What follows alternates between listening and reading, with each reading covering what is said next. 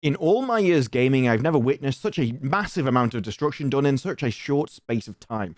It took just a couple of days for us to go through an image revealing a reboot of a major IP, through an entire hype wave to the reveal of the game, where the entire company spontaneously combusted and they took the actual IP with it. This is a massive disaster. This is the story of how Saints Row died. And I can actually summarize exactly what happened in a very short amount of time. And it's this. I don't know how that got in there. No, what I mean is, this clip. This is how the entire game died in 7 seconds. Volition took a really fresh approach to Saints Row this time around. They went back to the drawing board and essentially created everything from scratch. Sheer fucking hubris. The sheer arrogance involved in this statement is bewildering to me. The idea that you can come in and take an IP which is already established, already loved, already has a cult following, and you can rebuild it from the ground up into something entirely different, and the players that are already asking you for the original product will like yours more. They won't want what they're asking for. They won't want one they already like. No, you are so talented, so creative, you can beat what already exists. And why are they doing this? They've admitted that they're doing it for the current year. That's literally the argument that they made. They're bringing it into the 2020s. Because they didn't just change the characters. They didn't just change the cast from what people loved, which were actually a significant part of the game, because that was an amazing crew that people are already attached to. Oh, no. Now, they're also going to change the entire feel of the game. The news is that the new Saints Row will be more grounded. This is literally a game which entire point of it, that it was insane. That random things would happen, zombies would appear, you'd go and beat people up with an adult toy bat, and everything else. The humor was there, everything was edgy, everything was offensive, but not this one. This is going to be a less offensive game.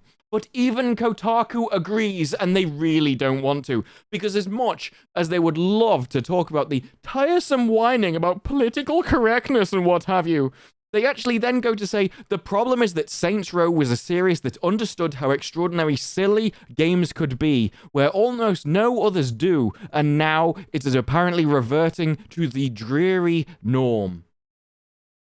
The dreary norm, the less offensive game, the more grounded game. Everything that Saints Row wasn't is what it is becoming. Why? Because it's being made for 2020, where every single entertainment medium is becoming the dreary norm. Because when you can't offend anybody, the only thing you can do is create a boring pile of grey mush. Because only that won't offend somebody. And they're not the only ones that think it. Because the Saints Row reboot won't be as edgy as its predecessors. They want to tell a contemporary story.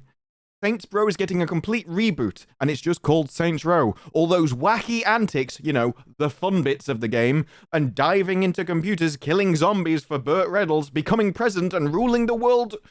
None of this ever happened. We're completely eradicating all of the previous games because these people know better. It doesn't look like they've got any talent, but they definitely know better.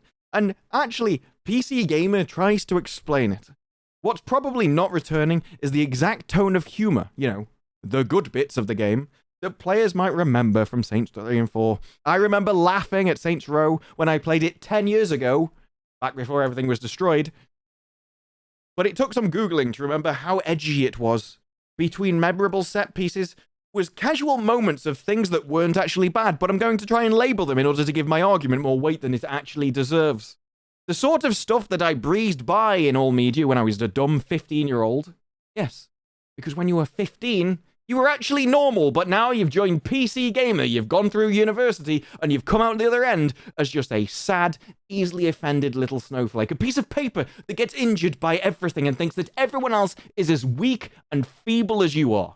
But it's the destruction of gaming, it's the destruction of what everyone loved that I get. Because we've also got this from the Metro. Now, the Metro is about as far away from all of my leanings and all of my sort of personal preferences as you can physically get.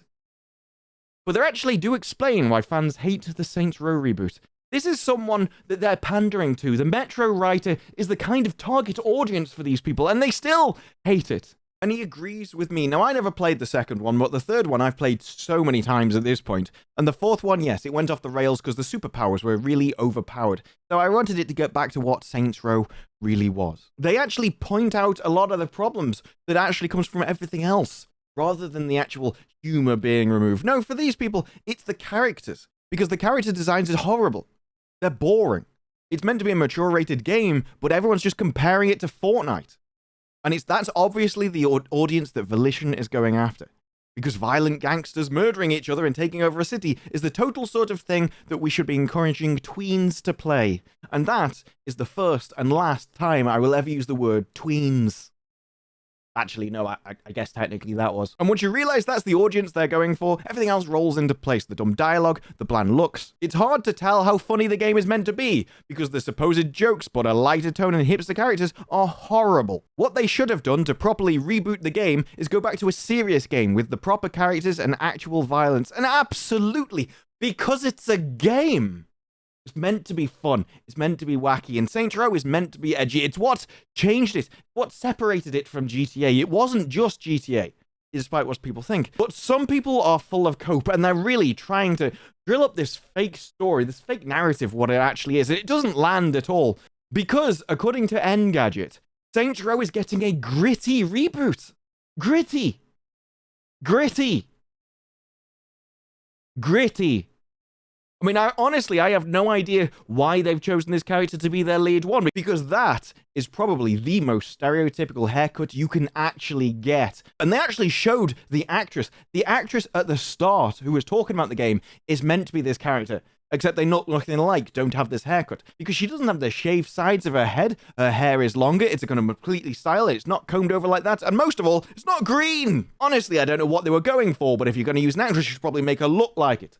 Because the actual real-life one, as always happens in these media, actually looks far, far more feminine. But don't let that stop you, because this is your gritty cast. This. The feminized twink. The masculinized woman. The guy which needs a testosterone test stat. And, okay, fair enough. And bit boring, bit bland, but a lot fits in a lot more with the earlier games. And if you just want to compare the style, if this is meant to be gritty, seriously, just give me the old one back. This was cool. This was amazing. Yes, it was done it was done about 10 years ago.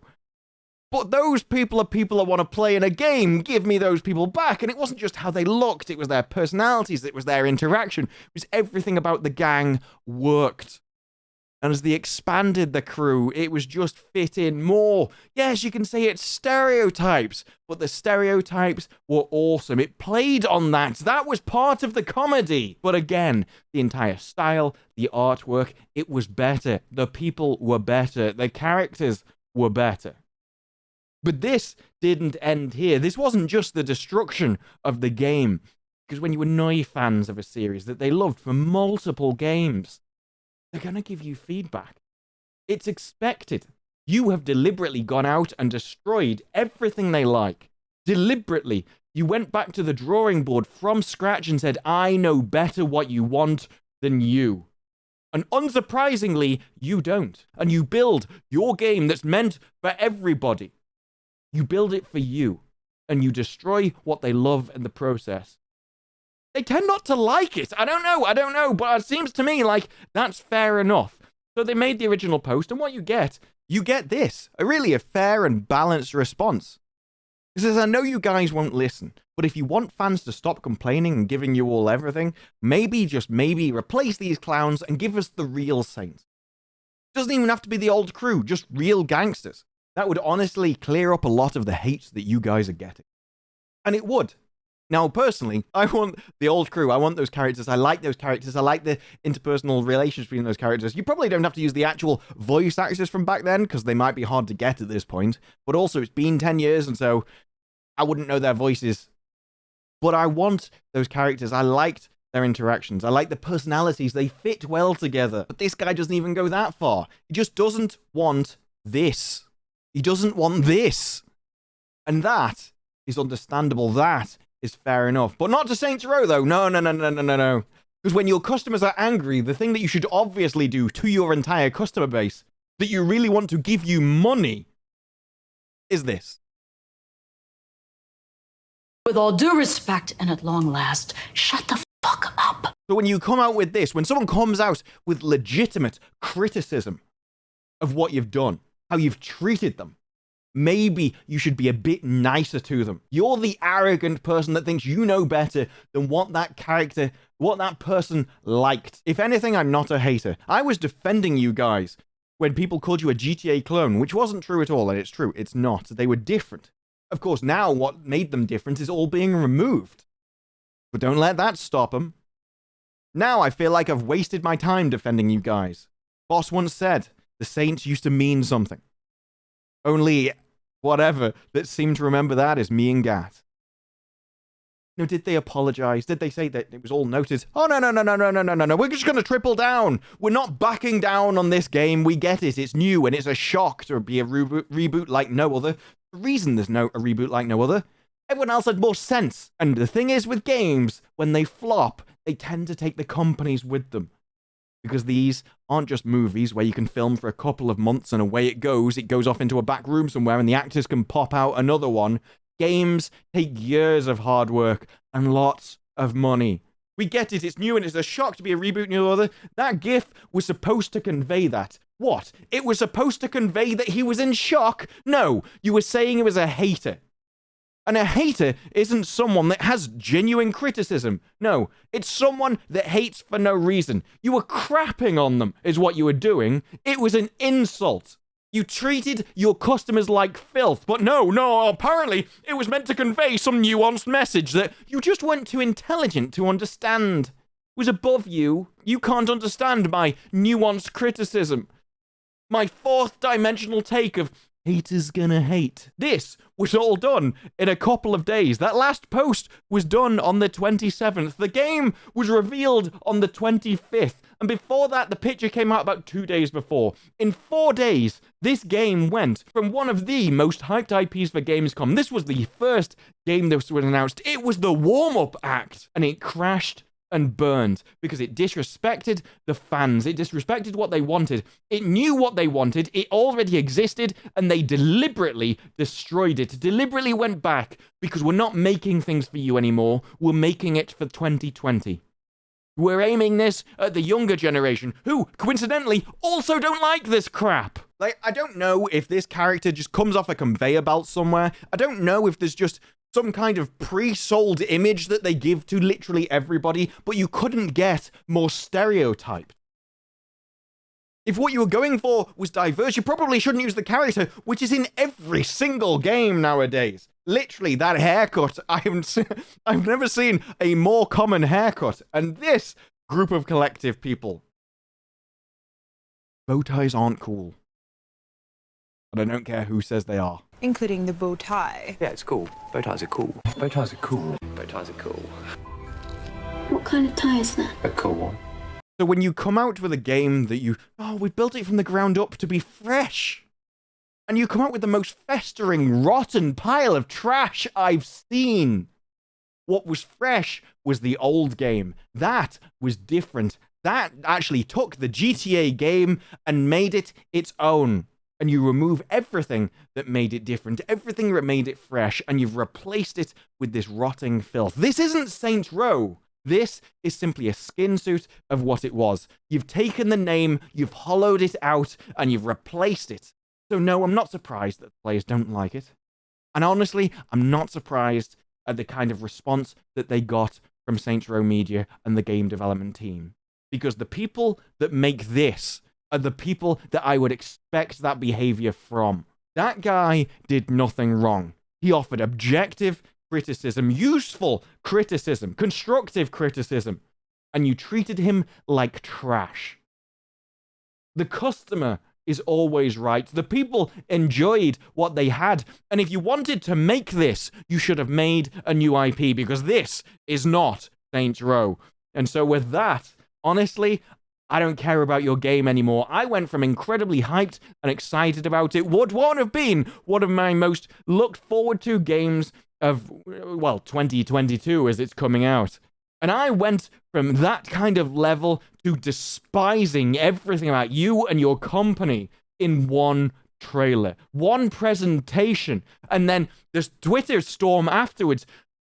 That was just an added bonus. That was just like, no, actually, I have made the right decision. So congratulations for destroying your game, destroying your game development team, throwing all of that money, all of the, I was going to say talent, but quite clearly, I don't think you've got any at this point, down the drain. If this game fails, as I think it will, I don't think it could have happened to a more deserving game company. But for now, that's it from me. If you like the video, press like and subscribe for more videos in the future. And let me know down below what you think of Saints Row and the presentation. And I've been showing the 2 trailers of Saints Row 3 and this game throughout this video. Which do you prefer? You decide. Let me know in the comments. But for now, that's it from me. I'll see you in the next one. Bye-bye.